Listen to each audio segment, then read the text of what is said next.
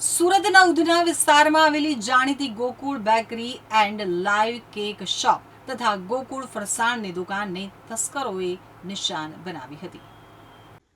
ગત 17 માર્ચના રોજ મધરાતે તસ્કરોએ 72 મિનિટમાં બંને દુકાનોના શટર તોડી અંદર પ્રવેશ કર્યો હતો. તસ્કરોએ બેકરીના કાઉન્ટરમાંથી 1,81,000 અને ફરસાણની દુકાનમાંથી 5,000 મળી કુલ 1,86,000ની રોકડ રકમની ચોરી કરી પલાયન થઈ ગયા હતા. મધરાત્રે 2:33 થી 3:45 વચ્ચે ચોરીનો સમગ્ર ખેલ ખેલાયો હતો.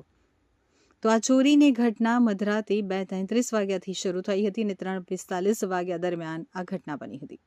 તસ્કરોએ 1 કલાક કરતાં વધુ સમય સુધી દુકાનમાં રોકાઈ અને આરામથી ચોરીને અંજામ આપ્યો હતો.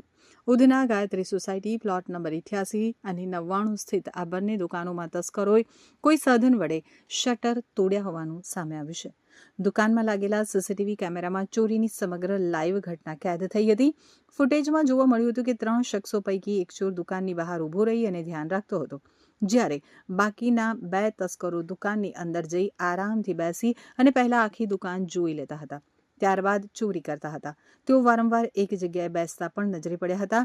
ઘટનાની ગંભીરતા જોઈ અને ઉધના પોલીસ સ્ટેશનની સર્વેલન્સ ટીમ અને ક્રાઇમ બ્રાન્ચની ટીમે સંયુક્ત તપાસ શરૂ કરી હતી.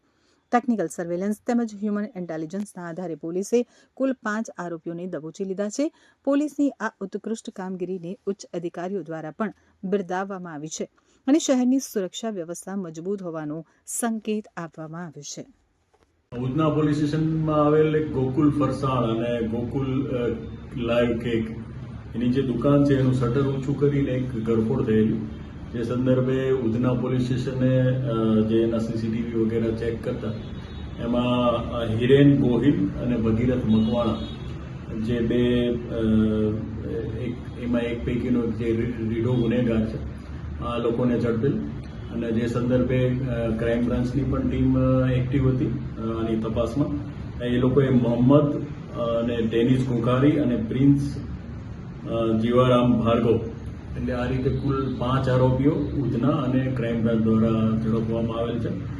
તે લોકો પાસેથી લગભગ જે ટોટલ રકમ ગયેલી 1,86,000 જેટલી, એ પૈકી હાલ 52,000 ઉપરાંતની રકમ રિકવર કરેલ છે અને એક મોટરસાયકલ અને મોબાઈલ પણ રિકવર કરવામાં આવેલ છે. આ સિવાય બાકીની રકમ રિકવર કરવા માટેના પ્રયાસો ચાલુ છે, તપાસ હાલ ચાલુ છે. એટલે આ રીતે જે છે સીસીટીવીની મદદથી ઉધના પોલીસ સ્ટેશન અને ક્રાઇમ બ્રાન્ચને ગુનો શોધવામાં સફળતા